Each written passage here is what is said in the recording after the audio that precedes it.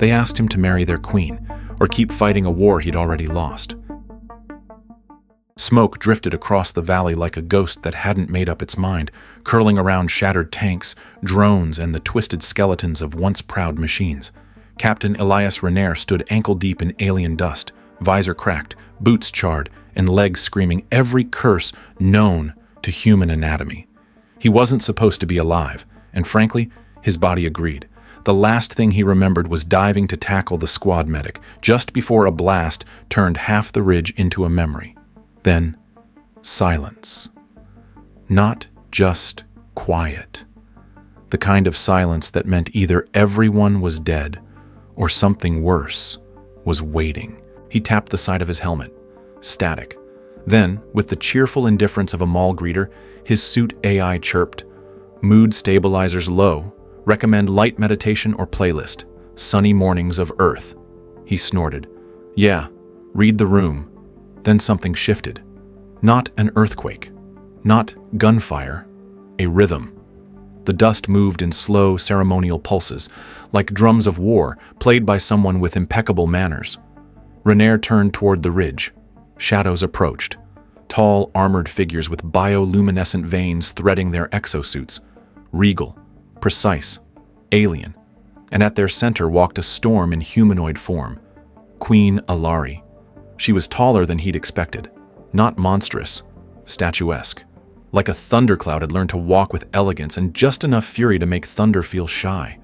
Her skin shimmered like storm-lit clouds, long ears twitching with unreadable energy. Her armor didn't gleam. It radiated. Not a single dent. Only ornate carvings of victories past. Rener raised his rifle by instinct. Then, he lowered it. So did the others. Because for the first time in decades, the battlefield held no gunfire. Just footsteps. Then stillness. Then, her voice. Amplified by her collar, her words flowed through the dust like a decree carved into reality itself. "Marry me, human soldier." Rener blinked. "Sorry, did you say marry or bury?" Her left ear twitched. "Marry, as in vows, as in until death or diplomacy do us part." She took one step closer. Or, "The war continues." Behind him, someone muttered, "Do we shoot her or send a gift registry?" Rener didn't answer. He was staring into the eyes of the being whose fleets had decimated 3 colonies, whose voice had called for surrender, whose every move was strategy made flesh. And now she was offering a wedding instead of war. "Look, not that I'm unflattered, Your Radiance," he said slowly, "but you just proposed in front of literally everyone. Would you prefer a private, candlelit ambush?" she asked, completely straight-faced. "Kinda." Allari tilted her head, curious. "There is no honor left in missiles, only repetition, ruin. This is Plan 18. The first 17 ended in fire." He wanted to laugh, he really did, but instead he just stood there, dusted in ash, half deaf, and realizing the universe had finally lost its mind. "Can I think about it? You have 7 days. Until then, the ceasefire holds." Then she turned, gave a command in her language, a sound like glass being sung into shape, and walked back toward her vessel. The soldiers parted like water. The war paused, and the moons above, for the first time, reflected something other than destruction. As her ship shimmered with light and lifted into the sky, Rener muttered to no one. Well, that escalated weirdly. He was supposed to be her enemy. Now he was her guest? The shuttle that arrived didn't hum like a warship or shriek like a fighter jet. It sighed. The thing drifted down through the ash-filled sky like an art exhibit had decided to flirt with physics. Its hull shimmered with shifting hues, from glacier blue to ember gold, depending on where you looked. It was, Rener thought grimly, far too pretty to be trustworthy. The hatch didn't slam open. It exhaled, releasing a faint burst of air that smelled like flowers. That alone made Rener suspicious. Anything that smelled that nice in a war zone was usually laced with neurotoxins or terrible decisions. Inside, he braced for a trap. What he got was a floating lounge, cushioned seats shaped like petals, bioluminescent vines climbing the walls in lazy spirals. The air tasted like it had read a poem before being pumped into the cabin. And sitting across from him, with legs crossed and an expression of terminal boredom, was Vela, teal-skinned, long-eared, and dressed in what looked like a cross between diplomatic robes and an aggressively fashionable trench coat. A small, blinking ring adorned her nose. She glanced at him and sighed, like this was her third awkward blind date of the day. "You're underfed, overstimulated, and smell like scorched disappointment," she said, scanning him with a flick of her wrist. "You'll fit right in." He raised an eyebrow. "And you are?" "Vela, royal liaison, diplomatic translator, babysitter, unfortunately yours." She tapped the wall. "I've already locked the weapons cabinet. Don't test me." The shuttle rose smoothly, leaving the battlefield behind like a discarded bad memory. Outside the viewport, the landscape changed from gray carnage to surreal wonder. Floating stone gardens tethered by energy filaments, forests where trees pulsed like living heartbeats, herds of translucent beasts galloping through mist like silent clouds. Rener stared, jaw tight. This was not what he'd been taught. Where were the brutal aliens, the bloodthirsty savages? These people built trees that glowed when you complimented them. "This place isn't what I expected," he muttered. Vela didn't look up. "Good. Expectations are the first lie in any war." The capital loomed into view, a city built in defiance of gravity and reason. Towering spires rotated in midair, anchored by quantum columns of light. Bridges stretched between floating islands where children played on platforms that swayed like jellyfish. His home cities had concrete. This place had symphonies in architecture. The shuttle touched down on a pad carved from living crystal. As he stepped out, the floor adjusted to his weight like a polite doormat. "The Queen will meet you in the East Garden," Vela said. "Try not to fall into the koi pond. It's not water." Rener paused. "Wait, you mean the pond is alive?" "Number the koi are. The pond's just dramatic." They walked through a corridor lined with whispering flora. Actual plants leaned in as he passed, murmuring unintelligible phrases like gossiping fans at a movie premiere. Everything felt theatrical, beautiful, wrong. He half expected a musical number, maybe some jazz vines. Queen Allari awaited beneath a massive leafless tree whose bark glowed like the nerves of a dreaming planet. Her battle armor was gone, replaced by soft gray robes with silver trim. The only trace of royalty was the slender diadem on her brow, which shimmered faintly like it was whispering secrets to her. Rener stopped, bowed. No, nodded. Saluted? He had no idea what was appropriate. She gestured to a curved bench that grew out of the earth behind her. "I thought we should speak," she said simply. He sat cautiously. The bench adjusted to his spine like it was correcting his posture, rude, but helpful. "Tell me, Captain," she said, folding her hands. "Do you believe peace is possible?" He exhaled. "Sure, just not between two species who've spent 20 years perfecting how to kill each other." "Then why did you accept my invitation?" He looked at her, then around, then down. "Curiosity, I guess. And maybe because I was tired of watching friends die for nothing." The tree above them rustled softly as if nodding in solemn agreement. For a moment, they were just two people. Not enemies, not symbols. Just people. "I'm not asking you to love me," she said, voice quieter. "I'm asking if you're willing to try something absurd." Rener chuckled. "Lady, you proposed to a half-dead soldier in the middle of a battlefield. I think I already said yes to absurd." Her ears lifted ever so slightly. A sign of amusement? Maybe. And just like that, the war didn't end. But something else had started. The bench had long since stopped shifting beneath him, and the wind had fallen still.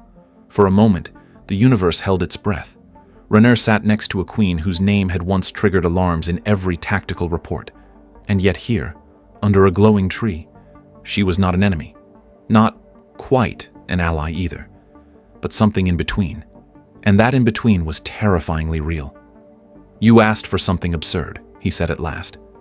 "Is that what this is to you? A performance?" "No," she replied. "This is a gamble, and I don't play for spectacle." He believed her, maybe because she didn't look like someone used to explaining herself. They sat in silence again, not because they ran out of things to say, but because some truths didn't need words. The tree above them shimmered gently, as if sensing the weight of unspoken history. Finally, she stood. "There's a task, a ceremony of sorts, one that requires both of us." He raised an eyebrow. "Does it involve swords?" "Memories," she said. "And movement." He wasn't sure which sounded worse. They walked together down a path made of shifting glass tiles, each one lighting up beneath their feet like a memory being acknowledged. Vela trailed behind, muttering something about needing hazard pay for babysitting war legends. The Hall of Memory curved inward like a giant shell.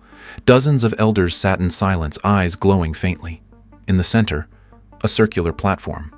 Allari took his hand. "Just trust me," she said. He didn't, not entirely, but he didn't pull away either. As her fingers touched his, a hum spread through the air. Then light. Images spilled into the chamber like a flood of dreams. Rener saw himself as a child on Earth, boot camp in the rain, battlefield after battlefield, faces he missed, names he couldn't speak aloud. The room grew quiet with respect, not pity. Respect. Then came hers. He saw towering spires, her coronation, her childhood in the shadows of war. He saw her watching humans from afar, hiding her ears beneath scarves, laughing with strangers who never knew her name. He saw her alone and afraid. When the lights faded, they were both breathless. "Your cat," she said softly. "Waffles?" He chuckled. "That little jerk saved my life once." "And your sister?" He nodded. "Yeah, she didn't make it." Silence again. Then she said something he didn't expect. "Thank you for letting me see." And just like that, the first true moment of trust formed. Unspoken, fragile, but real. The morning air tasted like lavender and some alien spice that made Rener sneeze twice and question his reality. He was still blinking the remnants of a dream, Waffles in a crown, scolding him in fluent Latin, when the robe in his room slithered to life. It was time. The robe coiled over his body like a waterfall made of cloth, humming softly as it adjusted to his posture, temperature, and general confusion. It trimmed his stubble with a whisper of light and whispered something that sounded suspiciously like, "Stand up straight, soldier." When he stepped outside, Vela was already waiting. She wore ceremonial robes that looked half philosopher, half space pirate, and was sipping something blue and aggressively fizzing. "You're late," she said. "Your robe tried to give me a pep talk." "It does that." They walked through sun-drenched corridors filled with ambient music that seemed to react to their thoughts. Rener felt his nerves humming, half anticipation, half existential panic. "So," he said, "what's the deal today?" "Formal introduction to the court's inner circle," Vela replied, followed by a memory reaffirmation, and then the dance. "Dance? Interpretive. Oh no, don't worry. The floor does half the work, unless you're truly awful." The Hall of Echoes was unlike anything he'd ever seen. Shaped like a giant spiral seashell, it twisted inward toward a floating central platform.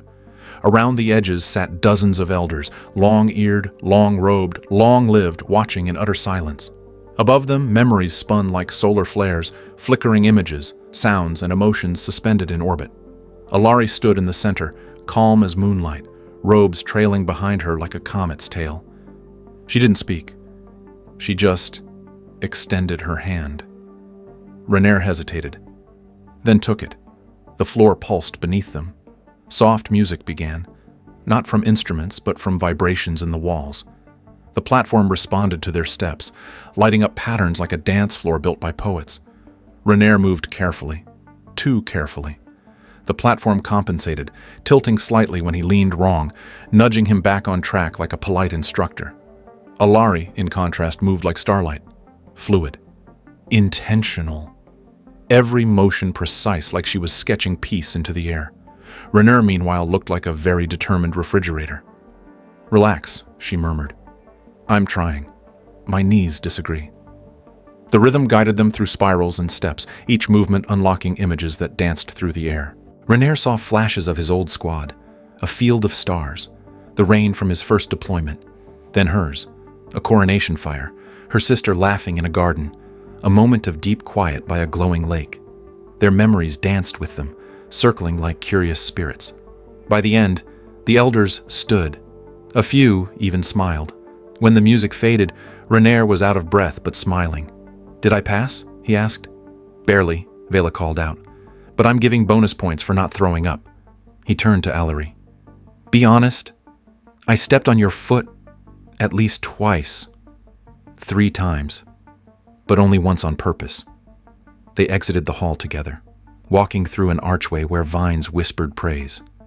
Rener looked at her. "You didn't have to share those memories." "Neither did you," she said. "So why did we?" She paused. "Because war is made of forgetting, and peace requires remembering." He didn't answer, just walked beside her quietly as the world around them shimmered. Not with danger, but with something new. Possibility. Later that afternoon, Rener was still trying to process what had just happened on the dance floor when Vela handed him a shimmering orb the size of a grapefruit. "Hold this," she said. "What is it?" "Digestive stabilizer, just in case." "In case of what?" "The cake of falsehoods." Rener blinked. "You're kidding." Vela didn't blink. "I never kid about dessert-based diplomacy." She led him down a curved hallway into a chamber lined with floating platters. Each held a dessert. Sort of.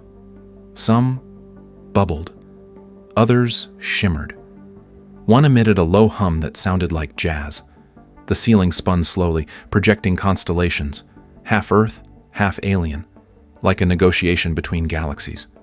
Allari was already inside, wearing a dark gown that shifted with her movement like smoke wearing starlight. Her crown was gone, replaced by a slim circlet of silver thread wrapped around her ears. "Captain Rener," she said, "welcome to the ritual of deception." He squinted. "You're serious about this?" "Deadly, or delightfully," she smiled, "depending on your choice." A deep voice boomed from the ceiling. "Today, the outsider shall face the cake of falsehoods. Among these desserts, one lies. Identify it, or suffer the consequences. Consequences. Temporary invisibility, time dilation, or uncontrolled emotional confessions. Sounds like a Friday night back on Earth." Vela grinned. "You've got 60 seconds. Begin." Rener walked between the floating trays, studying each dessert. One was a purple dome that trembled. "I contain ancient wisdom and lavender mousse," it said in a smooth accent. Another was star-shaped, dusted in glowing sugar. "I exist only to bring joy and minor indigestion," it chirped. A third hissed when he got too close. Then there was the cube, small, rotating layers of pastry and filling folding into each other like a glitching Rubik's Cube. "Say something honest," Rener said. "I despise being stared at," it replied coolly. "Also, the queen cheats at chess." Rener turned back to Allari. She raised one eyebrow. "I never said I played fair," she said. The final cake looked innocent, just a plain slice of something brown and nutty. It even had a tiny edible flag that said, "Trust me." "I'm just a humble carrot cake," it said, voice smooth like a late-night radio host, emotionally balanced. Totally not lying. "You're trying too hard," Rener muttered. He stepped back, looked at the lineup, then at Vela, who sipped her smoothie like it was popcorn. He pointed. "That one. The carrot cake. It's the liar." Silence. Then the cake screamed, "Traitor!" and exploded in a harmless but extremely glittery cloud. Confetti rained down. Sparkles clung to his uniform. A robotic arm emerged from the wall, handed him a damp towel, and patted his back like a proud ant. The lights dimmed. The other desserts vanished. Allari stepped forward, her expression unreadable. "You pass." "Because I called out a cake?" "Because you saw through charm," she said. "Our people respect that." Sarcasm is a national pastime. Vela nodded. Some of our most decorated generals were sarcastic muffins in their youth. They left the chamber together. As they walked, soft bells chimed overhead, and the hallway gently shifted color beneath their feet. "So what's next?" Rener asked. Allari looked at him. "Next, we walk among my people, and you let them decide if you're worthy." The next morning, the sky over the capital was a canvas of molten gold and storm-blue clouds. Rener stood on a balcony laced with whispering ivy, his robe adjusting its fit again as if scolding him for slouching. Today was the Walk of Ancestry. Allari met him in the courtyard, her robes exchanged for ceremonial travel wear, gray, trimmed in threads of ancestral silver. Beside her, Vela handed Rener a folded garment and a collar ring. "Breathing assist," she explained. "The higher we go, the weirder the gravity gets. This adjusts based on how emotional your thoughts are." Rener stared. "That's not science. Neither is half of what you've seen." They began the ascent along a spiraling path carved into the side of a floating mountain, each step engraved with glowing lines, names of rulers long gone. The air thickened not with pressure, but with presence. At first it felt easy. The path helped with subtle lift fields underfoot. Soft winds carried floral scents. But then came the first shift. The light changed. The breeze stilled, and the walls began to whisper. Not words, memories. He heard children laughing, a war cry, someone singing lullabies in a language that made his spine tingle. The path narrowed, the steps tilted, the air shimmered with a strange gravity that pulled at the soul more than the body. "This place doesn't just remember history," Allari said, softly. "It makes you feel it." A projection flickered to life before them. A young queen, barely out of adolescence, stood defiant before a massive army. Her hands shook, but her voice did not. "That was my grandmother," Allari said. "She once led half her army into the wrong canyon. Still won." Rener raised an eyebrow. "By accident? By being unpredictable?" He grinned. "I'm stealing that tactic." They climbed higher, through a section where the path twisted upside down. Rener floated briefly, arms flailing, before a gentle pulse realigned him. His robe muttered something supportive and zipped its collar tighter. "New rule," he said breathlessly. "If I end up inverted during the wedding, we reschedule." Allari chuckled. "Fair." At last, they reached the Shrine of Echoes, a quiet domed space lit by no fire, no sun, only presence. The moment they stepped inside, the chamber responded. Light figures emerged. Not ghosts, but sculpted memories made of energy. First came Allari's parents. Her mother nodded toward Rener, then faded like mist. Then, shockingly, his parents, both in uniform, tired-eyed, proud. "This isn't possible," he whispered. "It's pulling from your memories," she said, "from what matters most." Then a third figure appeared, a girl with Allari's eyes but younger, mischief in her smile. "My sister," she said softly. "She once swapped the throne for a trampoline. Got grounded for a month." Rener laughed. "That explains a lot about you." They stood in the center, surrounded by flickers of legacy and love and loss. The shrine grew quiet again, but this time not from reverence, from acceptance. Allari turned to him. "Now you've seen where I come from. All of it." Rener nodded. "I liked it. Especially the trampoline rebellion. You've seen my past, all its mistakes. Good.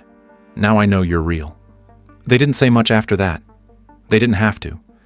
As they descended from the shrine, the mountain shimmered in golden light.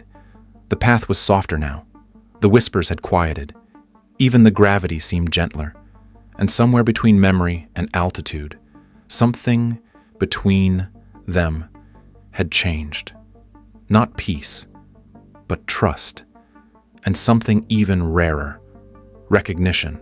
The next day began with silence, not the kind that followed gunfire or the eerie calm before battle, but the kind that waited, held in breath, held in hope. The court of steps was carved into the cliffside like a crystalline amphitheater, terraces stacked high, filled with citizens of Allari's world. Engineers with glowing tools, children floating on kinetic lifts, warriors standing rigid in memory-etched armor. Rener stood beside Allari at the central platform, staring up at the thousands watching him. Their eyes didn't burn with hate or suspicion, just curiosity, a kind that pressed down harder than any weapon. "They won't boo you," Vela whispered from behind. "Unless you start juggling," she added. "Then all bets are off." A bell sounded, one clear note that rippled through the cliffside. An elder with eyes like molten opal stepped forward, raising a crystalline staff. "Step forward, outsider. Speak now, not as a soldier, but as a soul." Rener took a breath. Not deep, not rehearsed, just enough to steady what trembled. He stepped to the front.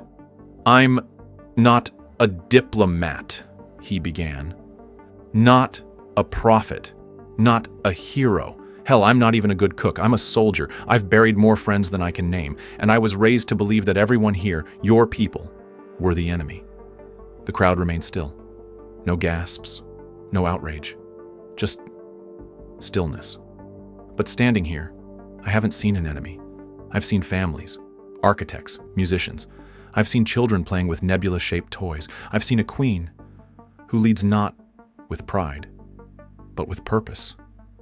Even when it breaks her. He paused. The silence thickened. He didn't fight it. "I don't have speeches, but I have truth. And if that's not enough, then I was never enough." For a moment, nothing moved. Then, a warrior, tall, armor lit with red and gold, stepped forward.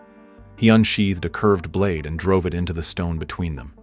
"If the outsider lies," the warrior intoned, "let the earth strike him down." Rener blinked. "Bit dramatic, don't you think?" Allari leaned in. "Ceremonial. It only stuns, usually." Rener reached forward and placed both hands on the hilt. Nothing happened. Then, the blade pulsed. Once, then receded into the stone, replaced by a gentle glow of moss. A murmur went through the crowd, but it wasn't fear or protest. It was music. Instruments came to life. Not played, but activated by emotion. Tones hummed through the air, weaving into a chord that felt like the first breath after a long cry. A child ran forward, placed a small glowing charm into Rener's hand, and whispered, "For not lying," then scampered back into the crowd before he could thank her. Rener looked down at the charm. It pulsed, warm, quiet, alive. He exhaled. And for the first time in years, it wasn't from exhaustion. It was from relief. The palace was quiet that night. Too quiet. No whispering vines. No harp-toned walls. Even the robe, which usually hummed affirmations in its sleep mode, stayed silent, as if the entire structure were holding its breath. Rener stood in the atrium, watching the stars curve over an alien horizon. Somewhere out there was Earth. Somewhere closer was something breaking. Vela appeared without sound, as always. She leaned against a pillar carved with memory runes, holding a flickering device in her hand. "You're not sleeping." Didn't feel like it. "That's good," she said and tossed him the device. The feed blinked to life in his palm, grainy footage from a human outpost. Voices. Familiar ones. Target structure confirmed. If the Queen falters, we activate. Cascade protocol armed. The voice that followed made his stomach turn. General Ashford, his former CO. "We gave Rener time. If he's compromised, we use the signal. Bring the lattice down. Turn their weapons into confetti cannons. End it." He stood frozen, the words echoing louder than any war cry. "They're here?" he asked. Vela nodded. "Tunneled in under Tier 7. A stealth pod. Direct path to the lattice control chamber." His hands curled into fists. Ashford sent a kill switch. "In case you grew soft," Vela said. No judgment in her tone. Just fact. Rener looked at the feed again, at the outlines of soldiers moving through the palace understructure. His people, but not his choice. "Why didn't you tell the Queen?" he asked. "Because I wanted to see if you would." A long pause stretched between them. "Do you think I'm going to betray her?" No, Vela said. I think you're about to prove that to yourself. Then came the alarm. Not blaring, just a calm voice threaded with urgency. Containment breach. Tier 7. Unauthorized access to defense lattice. He was already moving. The robe shifted mid-stride into battle form, seams sealed, boots reinforced, visor sliding into place. Vela followed, hair pinned back with a wrench and a plasma baton in hand. They sprinted through shifting corridors that rearranged around them, walls folding, ramps sliding. The palace wasn't panicking. It was bracing. Near the core chamber, a door slid open, and there stood Allari. She wore no crown, only a slim headband crackling with neural nodes. Her armor pulsed faintly, alive, ready, but it was her eyes that struck him. Not fear, not anger, just sadness. They came for you, she said, or for what they think I should have done. You didn't stop them. I didn't call them either. The words hung between them like knives. Then stop them now. He nodded. The lattice chamber pulsed with raw energy. In its center, a suspended orb of condensed logic, glowing with fractal light. 3 soldiers crouched beneath it, fingers deep in control ports. One turned. Helmet off. Lieutenant Shea, his old squad mate. Captain, we've got it ready. Just say the word. Rener stepped forward. Stand down. Sir, the Queen may have compromised you. This ends it. One command and stand. Down. He looked at Allari. She didn't flinch. Deactivate the command ports, he said. She hesitated, then nodded. With a swipe, the orb dimmed. The control feeds went dark. Shea stared at him.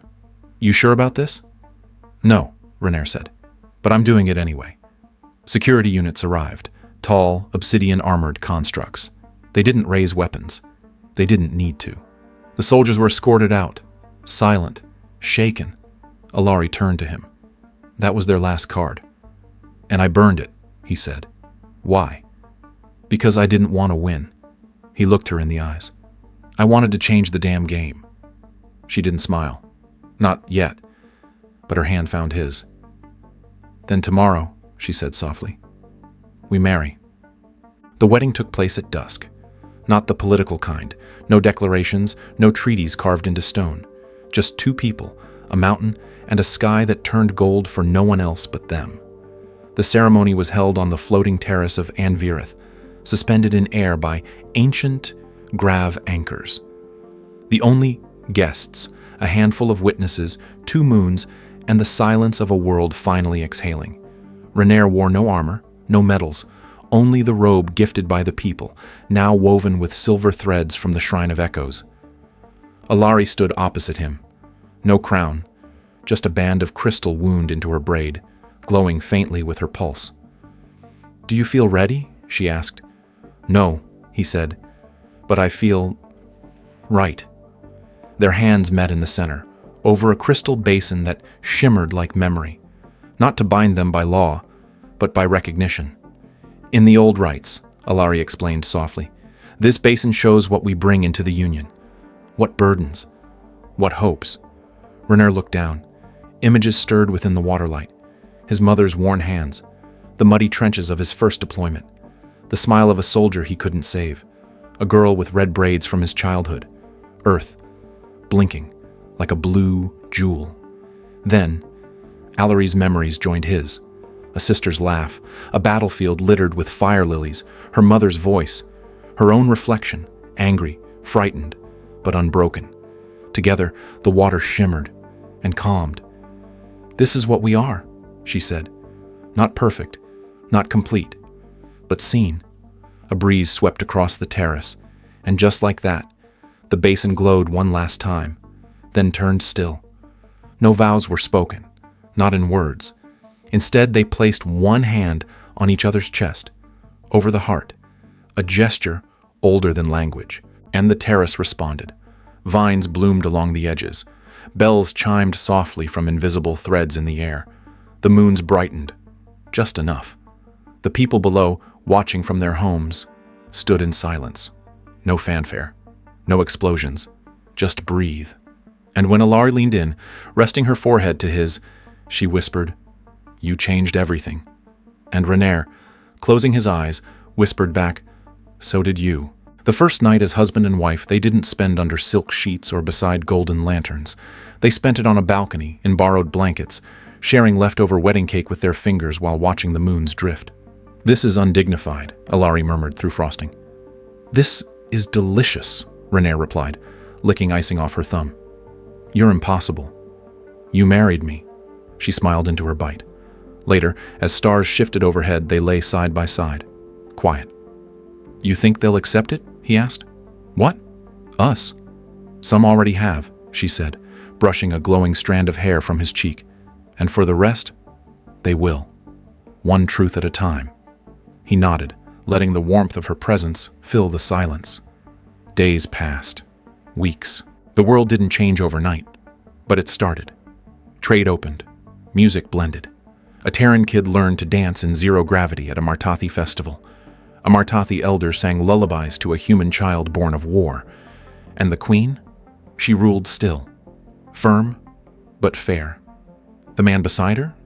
He built irrigation systems by hand, taught local kids how to throw a proper spiral with a makeshift football, learned to cook alien root stew, poorly, and burned it every time. "You're terrible at this," Allari said once, coughing through a smoked mess. "That's why I married someone with a diplomatic stomach," he smirked. Eventually, their love wasn't news. It was just life. One morning, as the twin suns rose lazily over the cliffs, Allari stood on the balcony, brushing her hair. Rener appeared behind her, arms circling her waist. "You feel different," he said, kissing her shoulder. "So do you," she smiled. "Not talking about that. I mean, you feel warmer, radiant." "You always say that." "No, I mean, you're glowing." She turned, and this time she was, not metaphorically, literally. A faint glow pulsed beneath her skin, subtle, soft, and unmistakably new. He stared. She stared back. Then, "Oh. Oh? Oh no? Oh, yes." And just like that, a new chapter began.